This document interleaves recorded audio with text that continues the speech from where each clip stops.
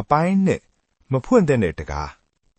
တကားဟာတဖြည်းဖြည်းကြီးမားတဲ့အိမ်ဟောင်းရဲ့အတွင်းဘက်ကိုဖွင့်လာနေတယ်တစ်သားတကားကြီးကအလွန်အိုဟောင်းနေပြီးလေတိုက်တယ်လို့ကရာကရာဆိုတဲ့အသံအေးအေးလေးထွက်နေတယ်ခင်မောင်လွင်တကားရှေ့မှာရပ်နေတယ်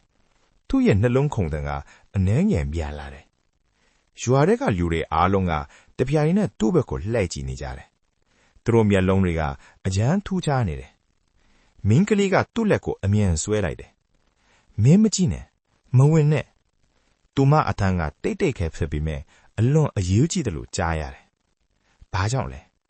ခင်မောင်လွင်မေးလိုက်တယ်မင်းကလေးကခဏတိတ်နေပြီးနောက်ဆုံးပြောလိုက်တယ်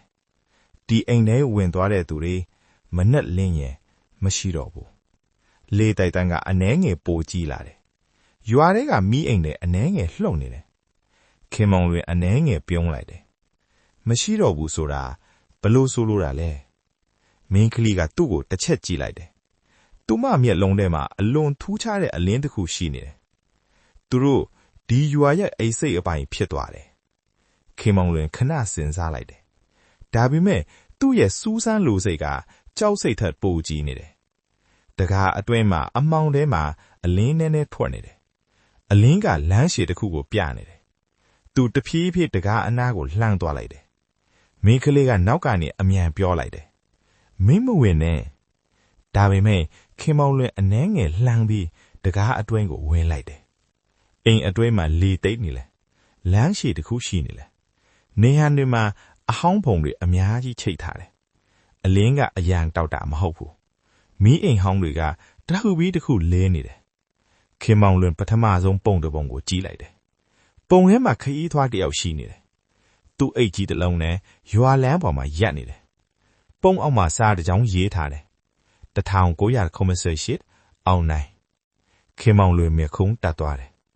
နောက်တစ်ပုံကိုကြည့်လိုက်တယ်ပုံထဲမှာမိန်းမတစ်ယောက်သူမလက်ထဲမှာကင်မရာတစ်လုံးရှိနေတယ်စာတစ်ကြောင်း1999မြတီတာခင်မောင်လွင်တဖြည်းဖြည်းနားလည်လာတယ်ဒါတွေကဒီရွာကိုရောက်လာခဲ့တဲ့လူတွေမိန်းကလေးကခေါင်းညှိလိုက်တယ်ဟုတ်တယ်သူတို့အခုဘယ်မှာလဲမိန်းကလေးတိတ်သွားတယ်နောက်ဆုံးပြောလိုက်တယ်သူတို့ဒီရွာထဲမှာပဲရှိနေတယ်ခင်မောင်လွင်မေးလိုက်တယ်ဒါဆိုသူတို့ဘလို့ဖြစ်သွားလဲမိန်းကလေးအနှဲငယ်အသက်ရှူပြီးပြောတယ်မနက်4နှစ်အချိန်ဒီရွာကပျောက်သွားတယ်ဒါပေမဲ့ထွက်မနိုင်တဲ့လူတွေသူမအတန်နှိမ့်နဲ့ပြောလိုက်တယ်ဒီရွာနဲ့အတူပိတ်မိသွားတယ်ခင်မောင်လွင်လမ်းရှည်အဆုံးကိုရှောက်သွားလိုက်တယ်နေရန်ပေါ်မှာပုံတွေအများကြီးရှိနေတယ်30ပုံ20ပုံ30ပုံအများကြီးအဲ့ဒီအချိန်မှာ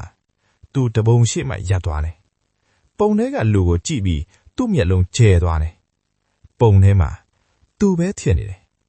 သူဒီရွာထဲမှာရပ်နေတဲ့ပုံသူအဝတ်အစားသူ့မျက်နှာအားလုံးတူတူပဲခင်မောင်လွင်နောက်တလန်းဆုတ်သွားတယ်ဒါဘယ်လိုဖြစ်နိုင်တာလဲပုံအောက်မှာစာတစ်ကြောင်းရေးထားတယ်2026ခင်မောင်လွင်မယုံနိုင်ဘူးငါဒီနေ့ပဲဒီကိုရောက်တာမင်းခေးကတိတ်တိတ်ပြောလိုက်တယ်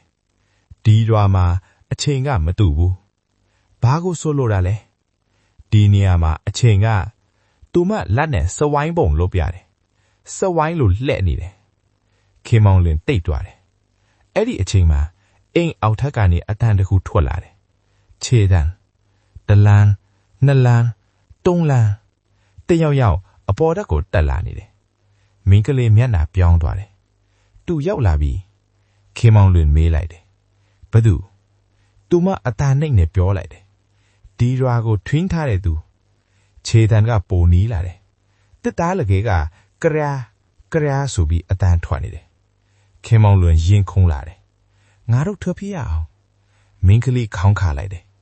အခုမဖြစ်တော့ဘူးဘာကြောင့်လဲသူမင်းကိုတိပြီးသားခြေတန်းကလကဲကအပေါ်ဆုံးကိုရောက်သွားတယ်တကားနားမှာအရိပ်တစ်ခုပေါ်လာတယ်ခင်မောင်လွင်အသက်ရှူတော့မေ့သွားတယ်လို့ဖြစ်သွားတယ်ဘာကြောင့်လဲဆိုတော့အဲ့ဒီလူရဲ့မျက်နှာကသူ့နဲ့တူနေလို့